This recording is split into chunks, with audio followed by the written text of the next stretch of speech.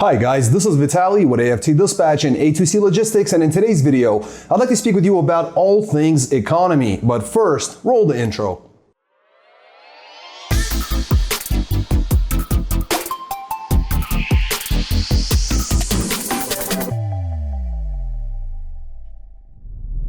Welcome back. Before we get started, I'd like to ask you to please like the video, be sure you subscribe to the channel and hit the notification bell so you never miss a single release of our videos, where every Friday we're talking about something that could benefit you in your trucking businesses, in your trucking careers, as well as cover the loads we've successfully booked for our customers, consisting of leased on owner operators and carriers operating under their own MC authorities, running under our truck dispatch services. As always, guys, big thank you for all the likes you've provided in all the previous videos. Please do keep them coming, and let's talk about the U.S. economy. Where are things going? There have been some major changes. For example, the U.S. credit rating has been downgraded. Now, what the U.S. is known for is for always paying their bills and never having a default in the history of the United States. The economy, our government has never defaulted, right? Now, Fitch Ratings, a credit rating agency based out of New York, downgraded the U.S. As a potential borrower. Basically, that's where we stand. So we have a really good reputation, and so we are lent money, or we borrow money. And so what happens is now we have been downgraded because our money is becoming less and less valuable, and because our debt continues to go up, we keep increasing our debt ceiling. So Fitch Ratings has basically downgraded the U.S. credit score, if you will. Now, the next thing up is your Moody's. Okay, now Moody's is another credit rating agency, also very well known. Surely you've heard the name in the past if you watched MSNBC or Bloomberg or any of the finance channels. They actually downgraded 10 small and medium-sized banks, and they also placed 6 additional banks, also fairly well known, on a watch list for potential future downgrades. Okay. They also lowered their outlook on 11 major banks, and that's also something to watch for over the next several weeks and possibly months. And in addition to all of those things, we also have a brand new record by the United States where Americans now hold a little over $1 trillion in credit card debt. That's the highest we've ever reached, and it seems to continue to rise. Now, I have a point here, all right?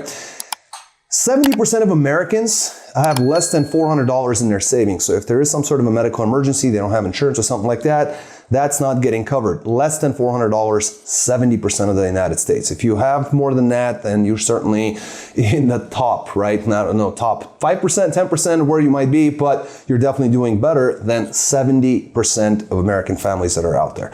Now, let's kind of look at where the economy is going. Now, back in 07, 08, remember the mortgage crisis that we had? Actually, that had more to do with the real estate in the residential areas, right? So residential real estate. And in 2024, we're actually looking at commercial real estate crashing badly. Okay, so there's a loan problem there, and commercial real estate works very differently. When you traditionally go get yourself a home, you take a 30-year mortgage or something like that, 15-year, nowadays 40 years because the amounts are so high, interest rates are so high, so they're doing 40-year mortgages nowadays. But the idea is that you have anywhere from 30 to 40 years to pay off on this mortgage.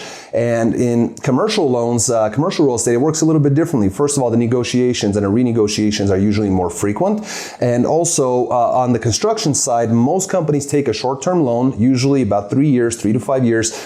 They build it, and then when the property is built, everything's set up, and they start working out of there, then they refinance it. Now, the problem is that if you did that a few years ago, like 3 years ago, when this whole thing started picking up, and now the interest rates have spiked, so now a guy who took out, for example, a loan, a construction loan, let's say he was, paying $1,000 on it. Suddenly now he's got to pay $3,000 to service his mortgage on it, and he can't afford it. So they just leave the keys and say, hey, we're done here. We don't want this. And so there's going to be a major crash in the commercial real estate sector, providing a lot of opportunities for commercial real estate investors, but ultimately really pulling down the economy. A big part of this was also the work from home culture that had developed during the pandemic, and that, a lot of corporate entities are having a really difficult time fighting at the moment. Now, Ultimately, what we're looking at is an unsustainable course to failure. That's where we're heading. I hate to, burst the bubble, doom and gloom, but we're looking at a possible default. We're looking at almost certain hyperinflation. We're looking at a very drawn out, Great Depression-like growth. So very small growth, if any. We're already seeing that in all the numbers. It's just everything is lagging behind, and what you know and what you experience on a daily basis is already happening. It's just that the governmental institutions, the financial analysts, and all of those guys, they take a while longer to come back in a year or two and tell us this is actually what's happening, where we've already been experiencing it for those 1 to 2 years, and we know it's happening, but they're just there to basically provide support for something bad that's currently already happening. Now, what does this mean for trucking, guys? That means that flatbed freight will be down. Step deck freight. I know you guys are doing great right now. The good news is that we have more freight coming in from overseas, from Europe, from Asia, from Africa, and other locations. So that is good, and that hopefully will improve on the tonnage index. And we'll have to wait and see, because again, that's a laggard. So we'll have to give it some time to see if the numbers change or not. But generally speaking, when there's a down economy like this, you're going to have less lending, less spending, especially on products, more generally on services. You're going to have less purchasing. There's going to be less construction, less repairs. The bare necessities will move around, such as food and medicine and things like that. But generally, this means that there's going to be a slowdown in the economy, which generally translates into a major slowdown in the trucking industry. So, hate to be doomer gloomer, I'd rather say it straight. I think that's what we're looking at, but there may be several different things that may happen between now and the end of the year, which may completely turn this on its head. And I couldn't be happier if I was wrong. So guys, the week looks pretty decent. Rates are generally up, although they are down from last week. I'm going to switch over to camera. I'm going to look over the loads we book for our customers. Please make sure to smash the like button, subscribe to the channel, hit the notification bell, and I'll see you guys in just a moment. Welcome back. Let's take a look at some of these loads. Guys, the rates are actually quite good. I took a closer look. Things are looking decent. Really good gross. Really good rates, good miles. They ran very tight schedules, not a lot of deadhead in many cases, and very light freight in many cases. So let's start off with a reefer. I want to start off with this one in particular. Guadalupe, California to Smyrna, Tennessee. This is a 40,000 pound load of refrigerated goods running 34 degrees on a reefer. 2,157 miles booked at $5,200. Got them $241 a mile. Coming out of California, going to Tennessee. Excellent job. Then Murfreesboro, Tennessee to Lithia Springs, Georgia. 34,000 pound load of FAK. This is a reefer solo, 206 miles booked at $1,200. Got them $583 a mile. Then out of Atlanta, Georgia, go to Jackson, Tennessee. Very light loaded, 9,000 pounds of sumatriptan, 372 miles booked at $900. Got them $242 a mile, and they finished off out of Belton, Mississippi, going to Fox Lake, Wisconsin. It's an 18,000 pound load of general merchandise or FAK, 789 miles booked at $1,730. Got them $219 a mile, going to an excellent market, especially for a reefer. Now, why I've highlighted this one is, first of all, Saturday to Friday, 6 days on a road, ended up grossing $9,030 in 6 days, ran 3,500, 24 loaded miles, got all of that at an average of $256 a mile, not a lot of deadhead. Excellent job, Milagres. Are very, very happy to see you back at the top. And I wanted to highlight this because you can make really good money, over $9,000 in less than a week, running a very nice schedule with nothing crazy, nothing too heavy, nothing too crazy on the temperature. So moving on to a dry van, I believe, actually a flatbed coming in. This one's interesting. So this one's a week on a road out of Morrilton, Arkansas, going to Perth Amboy, New Jersey with a 33,000 pound load of VersiPly 80. Some sort of industrial product, most likely. 1,258 miles booked at $3,200. Got them $254 a mile. An excellent job. 33,000 pounds for a flatbed is nothing. And that's a lot of miles at a very good rate. Then out of Morgantown, Pennsylvania, going to Riverside, California. This is a 40,000 pound load of truck body parts. 2,663 miles booked at $6,100. Got them $232 a mile and a huge amount of miles. Again, not a very heavy load. Ended up doing excellent. So that's Wednesday to Wednesday, 7 days on a road, $9,300 grossed out. 3891 loaded miles, running at an average of 239 per loaded mile average. Excellent job, Patrick. It looks like you've really taken a bull by the horns with this flatbed venture. Next, we're gonna move to a regular dry van, again, solo, coming out of Stuttgart, Arkansas, going to Independence, Missouri, with a 43,000 pound load of milled rice, 479 miles, booked at $1,200, got him $251 a mile. Then Kansas City, Missouri to Mason City, Iowa. It's a 42,000 pound load of food products, 313 miles, booked at $900, that got him $288 a mile. Then St. Ansgar, Iowa, going to Fremont, Michigan. It's a 40,000 pound load of raw materials, 441 miles, booked at $1,275, got him $289 a mile. Then Stanwood, Michigan to Fargo, North Dakota. It's a 41,000 pound load of dry goods, 723 miles, booked at $2,000, got them $277 a mile. And they finished off at a Cold Spring, Michigan, or Minnesota, going to Great Falls, Montana. It's a 44,000 pound load of beverages, 903 miles, booked at $2,700, got them $299 a mile. Excellent job, 7 days on the road, Monday to Monday, solo, regular dry van, $8,075 grossed on their week, ran 2,859 loaded miles at an average of 282 a mile. Now, this was David doing a great job, and you know, it looks like nothing too crazy on this one. A very good schedule indeed. Next, we got ourselves a reefer coming out of Albany, Oregon, going to Red Boiling Spring, Tennessee. It's a 41,000 pound load of organic carrot puree, running -10 on a reefer. 2,446 miles, booked at $5,040, got him $206 a mile. Then Goodlettsville, Tennessee, going to Gas City, Indiana, with a 21,000 pound light load of Tyson meats, running 0 degrees on a reefer. 347 miles, booked at $1,100, got him $317 a mile. To an excellent market. Then at Greenfield, Indiana, going to Red Boiling Spring, Tennessee, coming back. It's 250 miles there. 42,000 pound load of this aseptic pear puree, this time 33 to 39 degrees on a reefer, 250 miles, booked at $1,000, got them an easy $4 a mile. And they finished off at Albany, Kentucky, going to Burlington, Kentucky. It's a 41,000 pound load of meat products, running 28 degrees on a reefer, 198 miles, booked at $858, got them $433 per mile, coming out to Kentucky. Now, another interesting one, this is a reefer solo, ran Thursday to Wednesday, 6 days on the road, ended up grossing just under $8,000 at $7,998. Got 3,241 loaded miles, got an average of 247 per loaded mile average. So Mike, excellent job there. Very good gross, and a nice rate as well. Next, we're going to go to a bit of an anomaly, and these guys have been killing it the last several weeks. Very proud, Jonathan and Brent. It's a reefer team. Teams don't do so well usually in reefers because of the scheduled type of market. We've made a video about this in the past, explaining this in greater detail. I'll leave a little card in the corner. You can take a look at that video. It is a little bit dated, but the information still applies today. Jonathan and Brent could care less. They're absolutely killing it. It's coming out of Springdale, Arkansas, going to Pharr, Texas, with a 42,000 pound load of frozen food and -10 degrees on a reefer, 846 miles, booked at $2,200, got them $260 a mile. Then Edinburgh, Texas, going to Olathe, Kansas, with a 35,000 pound load of fresh berries, running 34 degrees on the reefer, 1,014 miles, booked at $2,600, got them $256 a mile. Then they did some interesting stuff. Did some round trip work.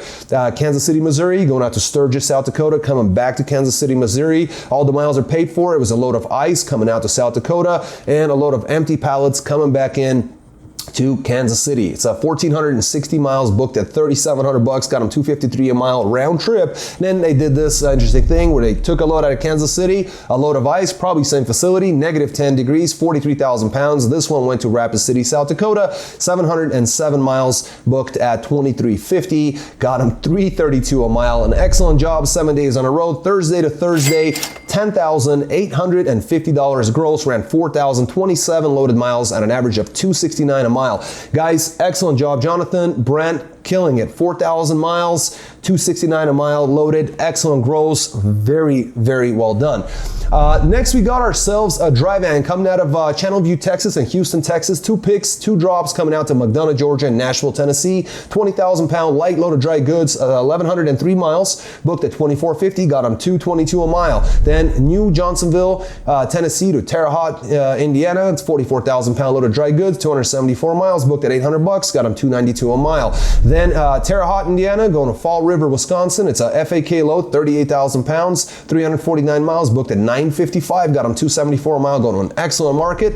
Then Waterloo, Michigan, coming out to Hazel Park, Michigan with a 42,000 pound load of pickles, 337 miles booked at $1,075, got them $3.19 a mile coming out to Michigan. And then right out of Troy, Michigan, took a load to Cedar Falls, Iowa. It's a 7,000 pound light load, very light load of miscellaneous products, 580 miles booked at $12.65, got them $2.18 a mile coming out to a very decent market. Friday to Friday, 7 days on the road, $6,545 booked, 2,643 loaded miles, ran at $248 per loaded mile, regular solo dry van. Excellent job. We're going to finish off with our last dry van of the week, coming at Grand Falls, and by the way, that was manual. Great job on that. I apologize. But the last one's going to be Grand Forks, North Dakota.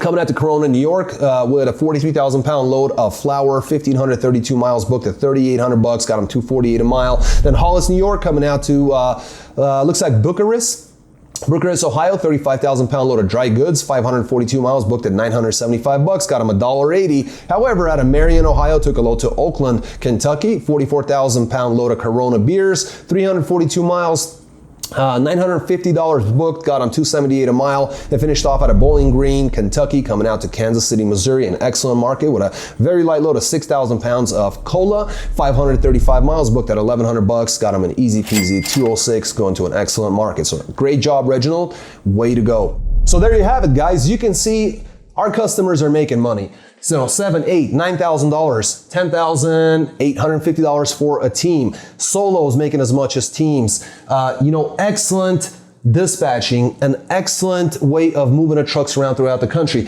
Pay attention, rewind the video, listen to Milagres, the very first truck that we talked about. Now, Milagres is usually one of the consistently top guys in the reefer market. Now, how is that possible? Well, great dispatching on his dispatcher's part. I mean, Milagres is an excellent driver. However, look at that. He came out of California, good money. Went to Tennessee, good money. Mississippi, good money. Georgia, good money. And he ended up finishing off his week in an excellent market in Wisconsin for a reefer. He's going to come out of there next week. I'm sure he's going to make the top week unless he's going to take a week off and spend time with his family. The bottom line is that this allows him to do so. He can run as much as he wants and he's able to have time with his family. Now, Milagres is a very hard worker and he continues to work hard. This video is not about him. The fact is that if you have the willingness to work, and you're paired out with very strong dispatchers, people who understand markets, who have the experience, who've spoken to brokers and done a ton of deals over the past several years. Guys who are seasoned, guys who have gone through the ups and downs of different markets. Not just guys who are able to pick up freight for a slightly higher rate when the market was hot and burning,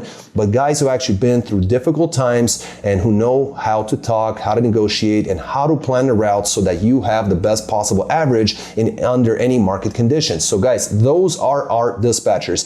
And the best part is that we don't just work with carriers who have their own MC authority, we also work with owner-operators. So if you're a leased-on owner-operator, you're not making money like this or close to this, if you're sitting around a lot, if the company's charging you too much money to lease on, if there are different types of auxiliary fees or whatever may be the issue, if things are not as good as what we're showing you here or some of our past videos, take a look at our playlist. You'll see that we've consistently gotten top loads in all markets, right? So get in touch with us.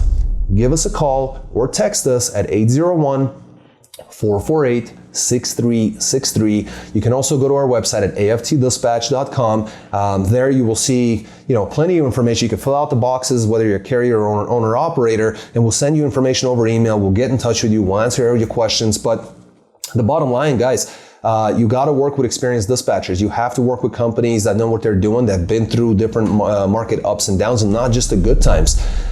In any case, if you have any questions whatsoever, leave your comments in the comment section below. Make sure you smash the like button, subscribe to the channel, and until next week, guys, stay healthy, be wealthy. Take care.